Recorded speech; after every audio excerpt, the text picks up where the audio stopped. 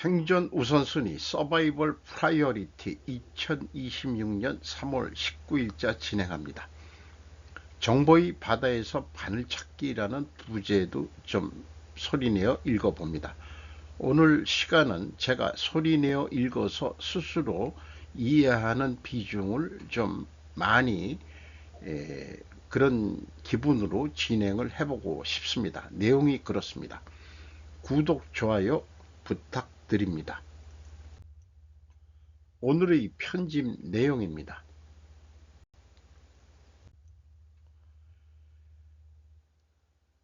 유죄 판결 피하려고 법원을 지배한 이재명, 한국의 민주주의는 사법개혁 3법으로 완전히 무너졌다라는 비판적인 기사 제목을 데일리 신조에서 보도를 냈습니다. 한국 좌파가 잘못된 판결을 내린 법관에게 형사처벌을 가하는 법 왜곡죄를 등을 제정했다. 이재명 대통령에 대한 유죄 판결을 막기 위해 사법 지배에 나선 것이다. 한국 관찰자 스즈키 다카시 씨는 이웃나라의 민주주의는 붕괴로 향한다고 경고한다. 표적은 대법원장.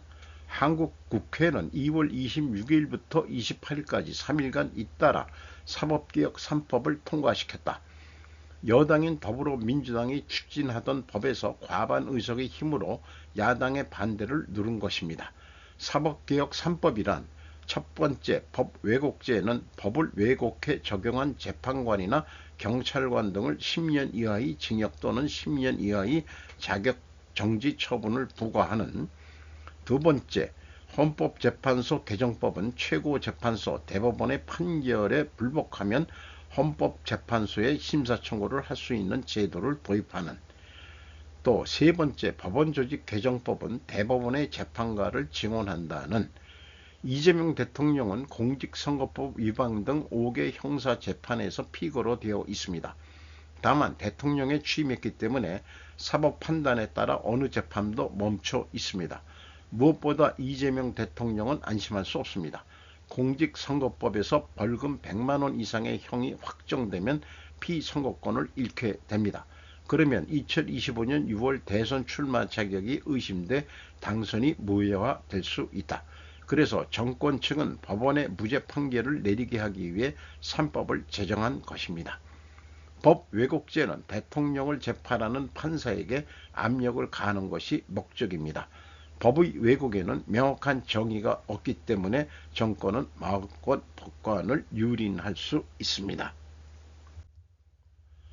헌법재판소 개정법의 성립으로 최종심에서 유죄 판결이 나더라도 더 나아가 헌법재판소에 상소할 수 있게 되었습니다. 조희대 현 대법원장은 윤석열 전 보수 대통령이 임명한 사람입니다. 2027년 6월 조희대 씨의 임기가 끝날 때까지 법원은 이재명 씨에게 엄격한 판결을 내릴 가능성이 있습니다. 대법원장은 법관의 인사권을 쥐고 있기 때문입니다. 그래서 정권 측은 사실상의 사심제를 도입해 최종심을 맡게 된 헌법재판소에서 무죄 판결을 받아내는 작전에 나섰습니다. 법원조직 개정법 시행에 따라 더불어민주당은 대법원 판사를 현재 14명에서 12명을 늘려 26명으로 만들 것을 요구하고 있습니다. 임기 만료나 정년이 되는 재판관도 나오므로 머지않아 26명 중 22명이 이재명의 지명에 의해 취임할 전망이다. 대통령에게 불리한 판결이 내려질 가능성은 극히 낮아집니다. 법 시행 당일의 소송. 세 법 모두 3월 12일 시행되지만 같은 날 곧바로 세 법에 이용한 소송이 벌어졌습니다. 먼저 좌파 성향의 변호사가 조희대 씨를 법 왜곡죄로 고소했습니다. 호소한 변호사는 7만 페이지에 이르는 관련 기록이 있는데 조희대 씨는 그것을 정밀 조사하지 않고 돌려보냈다. 법의 왜곡이라고 주장한 것입니다. 헌법재판소가 이러한 호소를 받아들일지는 불분명합니다. 그러나 조선일보 사설 법 왜곡죄 사심제를 첫날 이용한 것은 모두 정권 측 3월 13일 한국어판은 대법원까지 피소되는 사태를 본 법관과 검사는 위축될 것이라고 풀이하고 있습니다. 상권 분립의 붕괴. 좌파에 의한 법원 지배, 국민들로부터 반발을 일어나지 않습니까? 라는 질문에 이재명 무죄를 저지하려는 보수정당 국민의힘은 온 힘을 내어 반대했습니다.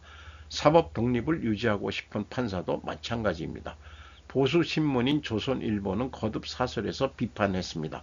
그러나 국민들 사이에서 3법 절대 저지 목소리는 터져나오지 않았습니다. 왜요? 일본이라면 난리가 날 겁니다. 애초에 상권 분립을 깨려는 사람은 일본은 나오지 않습니다. 한국인은 법률을 존중하지 않습니다. 상권 분립이 깨지든 상관하지 않습니다. 정쟁의 상대를 쓰러뜨리기 위해서라면, 자신이 살아남기 위해서라면 상권 분립을 부수고 법원을 지배할 정도로 당연한 것입니다. 좌파뿐만이 아닙니다. 보수도.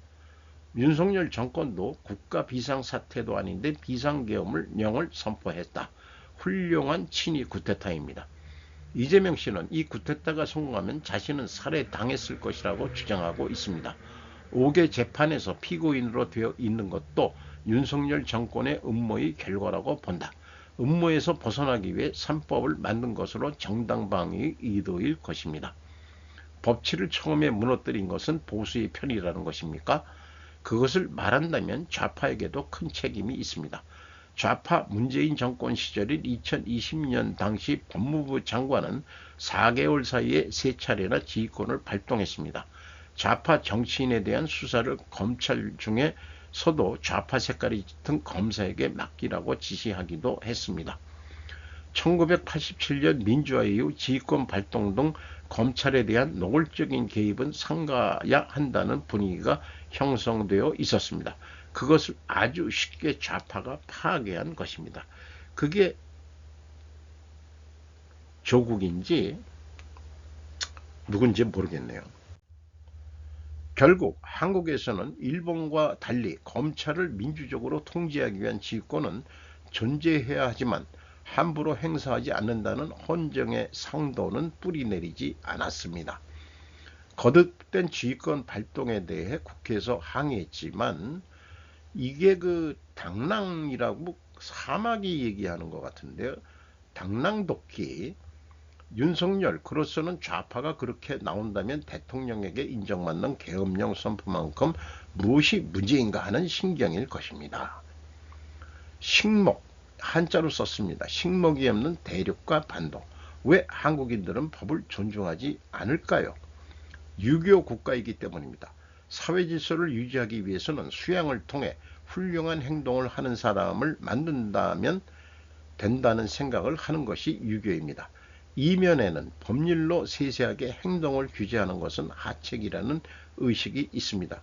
이 근처의 이야기는 한국 소멸 제2장 4절 대만의 민주화는 진행됐는데를 참조해 주세요. 한국 사회에 유교가 침투한 것을 알게 되면 일본 등 도저히 유교 국가라고 할 수 없습니다. 한국 민주정치의 자괴 제2장 4절 법치 없으면 민주 없음에서 자세히 기술했지만 일본은 가마쿠라 시대의 무장농민인 무사가 자신의 손으로 법률 식목을 만든 것도 크다. 결국 좌파와 보수가 치열하게 싸울수록 한국의 상권 분립은 깨져간다. 네, 한국 민주정치의 구조는 붕괴 과정에 들어갔다고 생각합니다. 일본이나 서구에서는 민주정치는 법치의 기초 위에 성립되어 있습니다. 정치 세력 사이에 대립은 있어도 중립의 사법이 존재하고 그것이 정한 룰 안에서의 항쟁에 그친다. 한편 한국에서는 규칙이 없는, 그것은커녕 사법부를 흉기로 사용하는 이전 투구가 시작되었습니다. 암투가 길어질수록 룰을 깨간다. 악순환입니다. 판결은 돈으로 살 수 있다. 그렇다고 해도 법원이 이상해진다고 위기감이 높아지지 않는 걸까요? 한국인들은 재판 판결을 돈으로 살 수 있다고 믿는다. 원래 재판소에 대한 신뢰가 없기 때문에 사법의 개입에 새삼 은총을 받은 사람은 없습니다. 민주주의가 깨지면 한국은 어떻게 될까요? 더욱 불안정한 나라가 됩니다. 이미 국가의 위기도 아닌데 비상계엄령이 선포되는 나라가 돼버렸다. 게다가 지금 한국은 미국과의 동맹을 견제할 것인지 파기하고 자주방위로 달릴 것인지 외교적 기로에 서 있습니다. 이 선택은 바로 좌우의 예민한 대립을 불러옵니다. 외교 불안정이 내정 혼란에 박차를 가하는 것은 틀림없다고 생각합니다. 윤석열 정권의 비상계엄령도 북한과 중국으로 이어지는 세력의 적발이 명분이었습니다. 미쳤다는 것은 한국뿐만이 아닙니다. 시진핑 정권은 대만 병합을 호시탄탄 노리고 있습니다. 그 중국도 인민해방군 최고 간부가 대부분 숙청되는 등 이상사태가 발생하고 있습니다. 북한은 핵무장에 매진하고 있습니다. 동북아시아의 내일은 예측할 수 없습니다. 일본인도 어지간히 정신을 차리고 국가의 방향을 잡지 않으면 국가 백년 대계를 그르칩니다. 그래서 이 밑에 스즈키 다카부미, 아까 스즈오키 다카시라고도 표현됐습니다. 한국 관찰자라고 유명한데 1954년생, 쇼와 29년생, 아이치현 출생, 와세다 대학 정치경제학부 졸업을 했고 니온 게이자 신문에서 서울 홍콩 특파원, 경세 해설 부장 등 이렇게 역임을 해서 한국에 대해서 누구보다도 자기는 잘 알고 있다 이렇게 얘기하고 저서로 한국 민주정치의 자괴, 한미동맹 소멸, 신초사에서 나온 거, 또 근미래 소설 한반도 2001 지년이라고도 출판한 게 있다고 그러네요.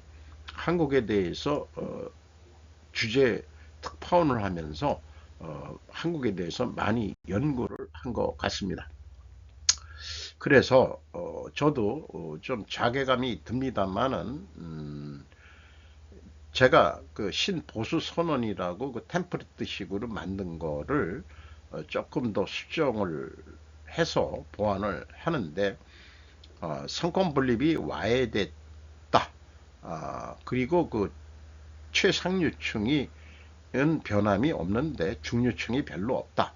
하류층이 우리가 80%가 살고 있다. 양극화가 심화되고 있다. 이런 얘기는 뭐 야당이나 여당이나 다 하고 있는데 그것을 그러면은 어떻게 안정된 사회를 하려면은 중산층이 많아져야 된다고 말들은 하지만은 날이 갈수록 양극화는 더 심해지고 있습니다. 어쨌든 행동에 따른 책임을 지는 자주국방이 강한 정부를 만들고 자유자본주의 경제의 이념을 가져서 갖는 것이 신보수 선언이 아니겠느냐고 제안을 해보고 싶은 거죠. 따라서 지금 현재 상권 분립을 다 법돌이 애들이 다 헤쳐먹고 있는데 공돌이 상돌이들이 엘리트가 10%가 초상류층이 되고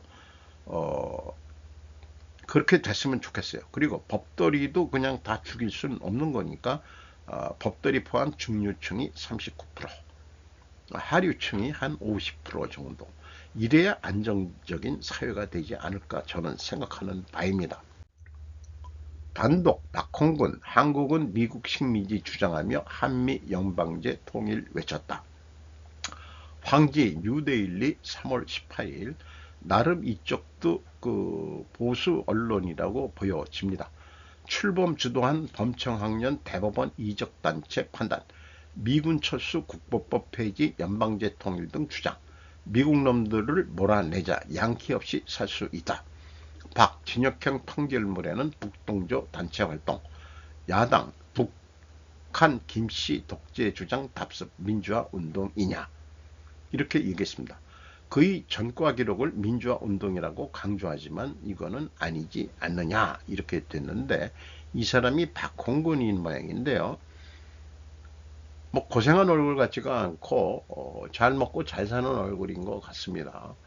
그래서 제 얘기는 기획예산처 장관 후보자면 대단하네요.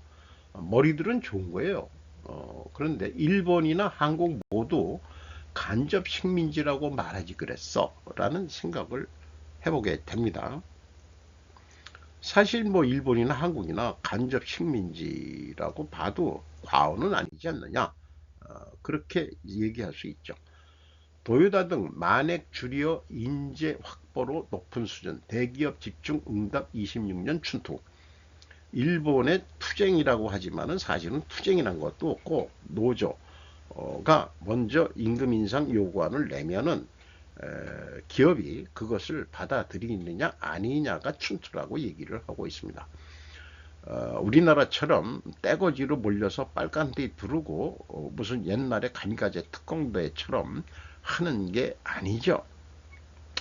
그래서 도요타 쪽에서는 종업원의 생산성 향상에 대체 응한다 해서 요구한 것을 그대로 들어주는 것을 만액이라고 얘기를 하고 있네요. 전기 대기업에서도 그렇게 만액 회답으로 응했지만은 또 중공 대기업에서도 만액 응답을 했지만 조금 그건 어렵다는 데가 한편 시황 침체에 직면하는 철강 대기업 3사의 응답은 모두 조합 요구를 밑돌았다. 베어라는 일본식 영어 베이스업을 발음이 안 되니까 이들이 베어라고 얘기를 그러니까 재패니시 영어 재패니시죠. 잉글리시가 아니고 재패니시. 베어 1만 5천행의 요구에 대해 일본 제철은 1만행, JFE 스틸은 7천행, 고베 제강소는 1만 3천행에 그쳤다고 하고 있고, 이것은 이 금속노조 관계자가 아직도 그 회답 오고 뭐 이런 거에 대해서 이 노조 쪽에서도 통계를 내는 모양인데 아직까지 얘네들은 아날로그를 벗어나질 못했네요. 이래가지고 무슨 생산성을 허겄냐. 대연 전광판에다가 그냥 입력을 하면 나오게 해줘야지. 참 이런 사진을 보면은 참 그렇습니다. 현대전 바꾼 효율적인 무기 드론의 역설은 고바야시 교코 저널리스트 비축할 수 없는 드론. 우리나라가 무슨 드론 뭐 해서 그 컨트롤 센터 만들도 그렇고 하고 그 다음에 이제 뭐 그 드론 전쟁부 같은 것도 만들어야 된다라는 주장하는 그런 것들이 있는데 객관적인 시각으로 잘 작성된 저널리스트가 분석한 내용이라서 안 가져올 수가 없었습니다. 비축할 수 없는 드론 400달러 약 6만엔짜리 드론이 200만 달러 약 3억 원짜리 탱크를 파괴한다.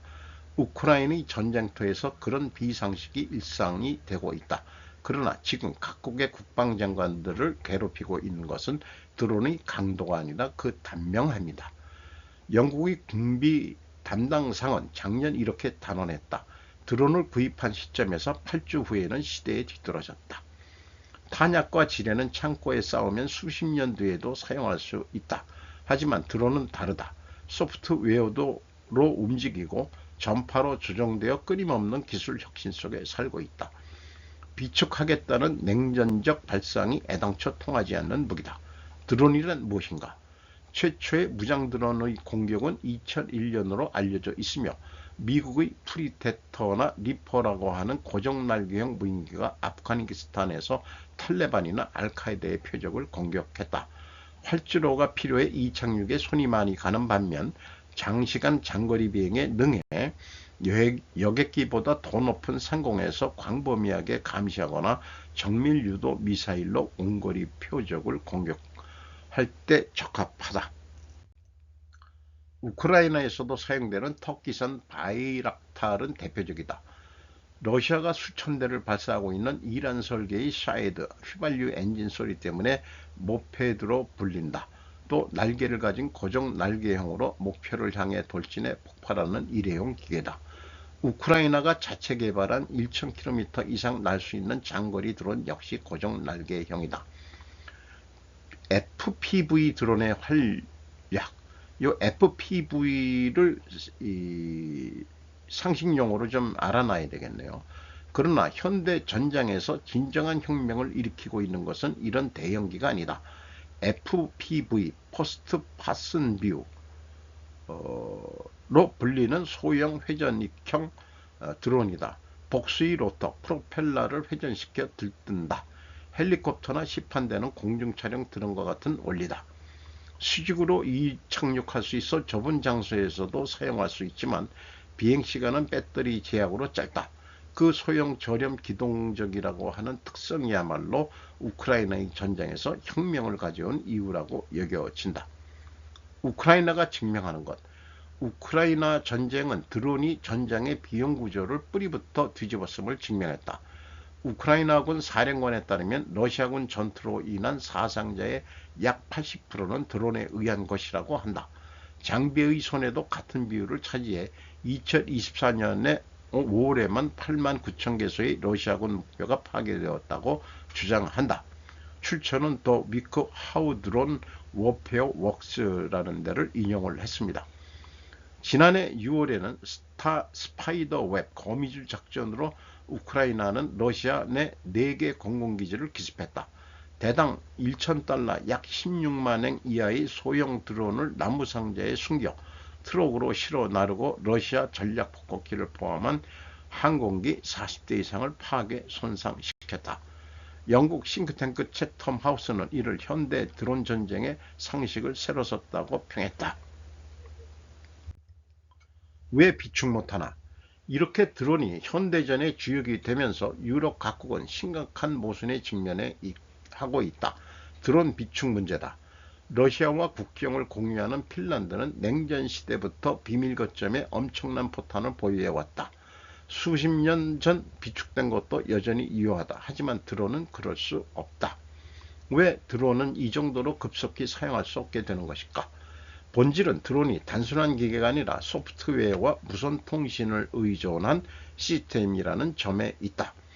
FPV 드론은 무선 주파수로 조작되지만 상대는 그 주파수를 방해하는 전자전 시스템을 끊임없이 개량하고 있다. 크로아티아의 드론 부품 제조업체 오르카의 공동 창설자는 말한다. 기술 자체가 빠르게 바뀌고 있는 것은 오해다. 가장 빨리 변하고 있는 것은 사용 가능한 주파수 대이다. 사도 못써 실전으로부터의 증언.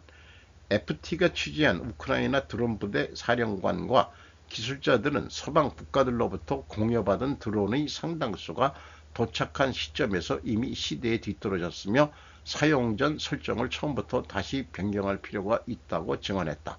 수고를 들여 재설정해도 결국 쓸모가 없어 부품만 빼내 폐기되는 경우도 적지 않다고 한다.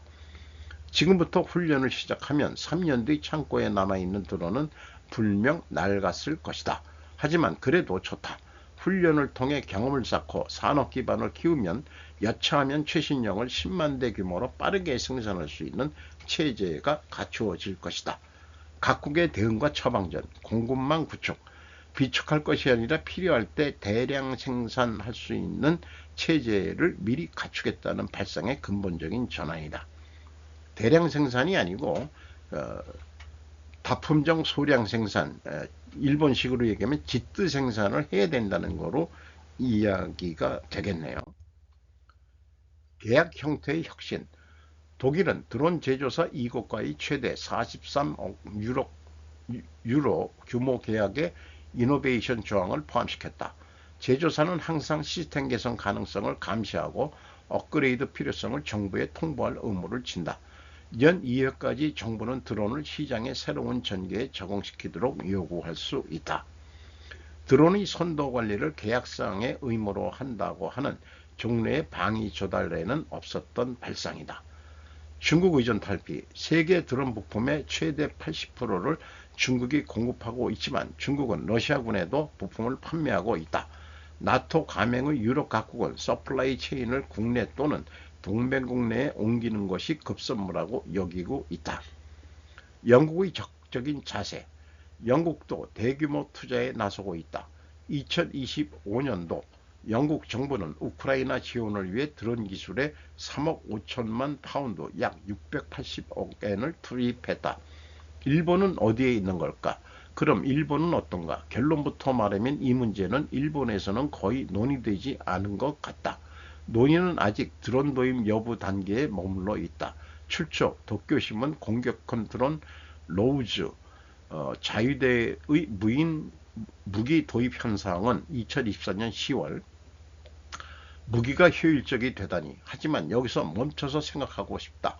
본글에서 살펴본 것은 전쟁이 얼마나 효율화되었는가 하는 이야기이기도 하다. 수만여 명의 드론이 수억 엔의 탱크를 파괴하고 컴퓨터 화면을 보면서 멀리 떨어진 곳에서 사람을 죽일 수 있는 시대가 됐다. 무기 유통기한이 짧아진다고 해도 그 사이 빼앗기는 생명의 무게는 변하지 않는다. 이 정도로 싸고 이 정도로 멀리서 사람을 죽일 수 있는 무기가 전 세계로 퍼져나간다는 그 현실을 우리는 아직 충분히 받아들이지 못하고 있다. 그래서 우리나라는 어떤가? 단독 범정부 K드론 컨트롤 타워 만든다. 김태호, 김유승 서울경제에서 3월 18일 총리실 주도 민관 TF21 출범, 국방산업 국토부 경찰청 등 참여, 학계 기업 민간 전문위원도 합류, 정부 드론 대드론 정책 일원화, 첫 전체 회의는 김민석 총리가 주재한다. 아주 잘한 겁니다만은 앞에 나와 있는 얘기대로 재고를 쌓아놓는 게 아니고 필요할 때마다 즉시 생산 시스템을 구축하는 그런 거로 해야 될 것 같네요. 한 수 배웠습니다. 전력 없는 땅은 안고 없는 찐빵이에요. 갑자기 눈에 띄었는데 서영민이라고 KBS 기자라는데 네이버페이 머니스토리에 3월 11일 날에 나타났던 내용입니다. 용인 반도체 단지는 막대한 전력이 필요하지만 현재 수도권은 자체 전력이 부족한 상태예요. 정부가 송정만 확충을 중이나 주민 반대와 인프라 한계로 실현이 불투명해요. 분산형 재생에너지와 효율적인 전력망 계획 없이는 산단 운영 자체가 불가능할 수 있어요. 라고 지적을 하고 있습니다. 이 기자는 분산형 재생에너지를 강조하고 있습니다. 그리고 이렇게 아름다운 그런 사진을 얘기하면서 다른 사진도 올렸습니다만은 재생에너지를 주장하는 기자는 아주 편향된 좌파라고 생각합니다. 소형 SML이란 원전도 있는 것은 언급조차도 안 하고 있죠. 태양광도 폐기 시 환경오염 물질을 배출합니다. 날씨에 따라 전력 발전이 안정적이지 못하죠. 민간 발전회사 구역전기사업자라는 것을 한전을 분석하면서 알게 됐는데 그들이 기자 입을 통해서 로비를 하는 모양이라는 느낌 같은 느낌이 들어오네요. 삼성전자를 집중 공략을 하고 있습니다. 그런 것들이 삼성전자 죽이기 작전인지 어디하고 연계된 건지 모르지만은 5월 달에 총 파업을 또 예고하는 뉴스가 나왔었죠. 다 같이 노사 상생을 하자고 하면서 노조만 살겠다고 하는 게 저는 이해가 되지 않습니다. 그래서 원자력 발전의 비중을 33% 올려야 한다. 태양광 등 재생에너지 비중 너무나 높다. 기자가 얘기한 이런 거는 알고서 너는 하냐? 이렇게 얘기를 하고 싶어요. 원자력 발전 비중 19.5%, 화력 발전 34.3%, 기타가 재생에너지 포함입니다. 39.6%입니다. 그리고 단가 검사를 해봤는데 화력 발전보다는 싼 것 같지만은 비율로 계산하면은 56.09로 가장 비싸게 지금 우리는 전기를 쓰고 있는 거죠. 이게 문제인 거죠. 산업용만 또 가격이 드립다 올려놓고 심나 전력도 가격을 올리겠다 그러고 있습니다. 그러니까 농촌에다가 논에다가 태양광을 설치한다. 그러니까 농민이 쓰는 전기는 또 가장 싸고요. 이상한 나라입니다. 전쟁 막을 수준이었던 이란 제한, 미 동맹국 폭로의 후폭풍 예고, YTN, 이란 제한 협상안이 IAEA 감독하에 농축 우려는 440kg 저농축 희석, 추가 비축하지 않는 것 동의, 이란 내 농축 활동 3, 5년 중단하겠다. 이게 전쟁을 막을 수준이었냐? 이런 뉴스들을 보면은 지금 우리나라 대부분의 언론이 이란 편에 쓰고 있는 그런 느낌이 들어오네요. 핵 협상 상당한 진전 평가에도 미국 침공 강행. 이란의 공격의 이유가 의문이라는 것이다라고 그 캐스터는 얘기하고 있습니다. 무엇이 의문이란 것인지, 이스라엘의 석유 이권을 확보하기 위한 것이라고 일반인도 생각을 한다. 미국 우선주의가 안보동맹의 균열을 일으킨다는 말은 과연 옳은 말인가? 세계 경찰 역할을 했던 미국이 이제 청구서를 내미는 형편이 되었다는 것을 용인할 수는 없나? 항상 이익만 보고 그 방위 책임에 대해서는 나는 몰라라 하는 게 과연 옳은 그 동맹이냐? 미국이 세계 패권을 스스로 물러난다면 기존의 동맹국들은 결국 방위비를 증가시킬 수밖에 없을 것이다. 이스라엘 사망 15명, 부상 3,369명, 이스라엘도 많이 당했습니다. 미군은 13명 사망, 레바논 912명 사망, 걸프 9개 국가에서 50명 사망. 트럼프 호르무즈 파병 거절 라떼 동맹국 비판했다는 뉴스가 있죠. 한국도 일본도 안 와도 좋아요. 나토 놈들도 안 오는데 내가 거기까지 얘기하면은 미안하죠. 그런데도 만약 일본이 자위대를 보낸다면은 센세이션한 획기적인 사건이 일어날 거. 아니 한국이 보낸다면은 어떨까요? 오히려 그런 생각이 들어가네요. 오늘도 좋은 하루 되시기 바랍니다.